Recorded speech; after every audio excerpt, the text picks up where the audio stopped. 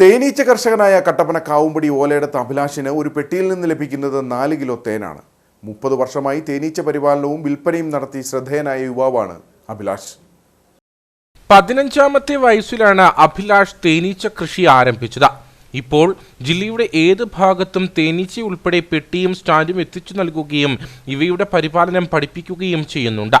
ഇടുക്കി, നെടുങ്കണ്ടം, കട്ടപ്പന, ആനവിലാസം, പുറ്റടി, രാജാക്കാട്, ചപ്പാത്ത്, വാഴവര തുടങ്ങിയ മിക്ക സ്ഥലങ്ങളിലും അഭിലാഷ് തേനീച്ചപ്പെട്ടി നൽകുന്നുണ്ട്. മെയ് മാസം മുതൽ ഡിസംബർ വരെ തേനീച്ചയ്ക്ക് പഞ്ചസാര ലായനി തീറ്റയായി നൽകണം. ജനുവരിയിൽ തട്ടുവയ്ക്കും. ഫെബ്രുവരി, മാർച്ച് മാസങ്ങളിലാണ് ഏറ്റവും കൂടുതൽ തേൻ ലഭിക്കുക.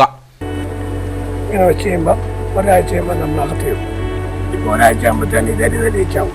ഇതേച്ച് മുട്ടിക്കും. അടുത്ത ഒരാഴ്ച അകത്തിടും. ഇങ്ങനെ അകത്തിടും. ഒരാഴ്ച മനസ്സിലായി. അകത്തിട്ടിട്ട് നമ്മൾ അടുത്തിട്ട് ഇവിടെ കൊടുക്കും. ഇനി നമ്മൾ കൊടുക്കുന്ന അടുത്ത തേനുള്ള ഒരാഴ്ച അകത്തിടുക. കറക്റ്റായിട്ട് ഒരാഴ്ച ആകുമ്പോഴത്തേന് അകത്തിട്ട് കഴിഞ്ഞാൽ അടുത്ത അട ഒരാഴ്ച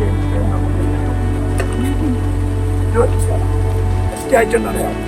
പിന്നെ തേന കറക്കാൻ പറ്റാവും. ഒരുപാട് പുള്ളാട് കെട്ടിയോണ്ട് നമുക്ക് അകത്തിടും മരത്തിടും. ഇങ്ങനെ വരുന്ന മുട്ടകൾ നമ്മൾ ഓരോ ഭാഷ അയച്ച വെള്ളം ഒഴിച്ചു പോകും. മുട്ടകൾ നമ്മൾ കളയാൻ ശ്രമിച്ചില്ല. 2 സൈഡും മുട്ട ഉണ്ടെങ്കിൽ ഇങ്ങനെ വെച്ചിട്ട് വെള്ളം ഒഴിച്ചു പോകും. മുട്ട വിരിയാൻ നോക്കേണ്ടത് മുട്ട തട്ടി കളഞ്ഞാൽ നമുക്ക് പെട്ടെന്ന് തേങ്ങ നോക്കും. തേനീച്ച പെട്ടെന്ന് തേങ്ങ നോക്കും. അത് വിരിയണ്ടായിരുന്നു. 20 ദിവസം നോക്കിയിരിക്കണം. നമ്മൾ തേങ്കാലം പോവാണ്. സീസൺ തീരും. 2 മാസം സീസൺ ഇങ്ങനെ അകത്തേറും. തേനായി കഴിഞ്ഞാൽ അവിടെ അകത്തേറും. 1/2 കിലോ വെച്ചു.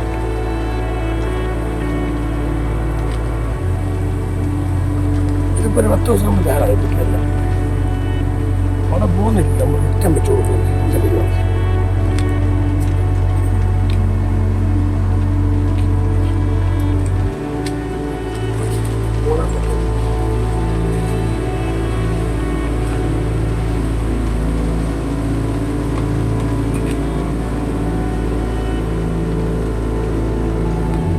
മൂന്നാമത്തെ തട്ടു വെച്ചിട്ട് 2 ആഴ്ച കഴിഞ്ഞാണ്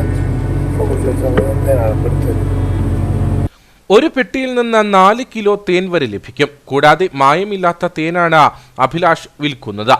പുരയിടങ്ങളിലും തോട്ടങ്ങളിലും കരുണമരം പൂക്കുന്ന സീസണാണ് ഫെബ്രുവരി, മാർച്ച് മാസം. ഈ സമയങ്ങളിലാണ് ഏറ്റവും കൂടുതൽ തേൻ ലഭിക്കുക.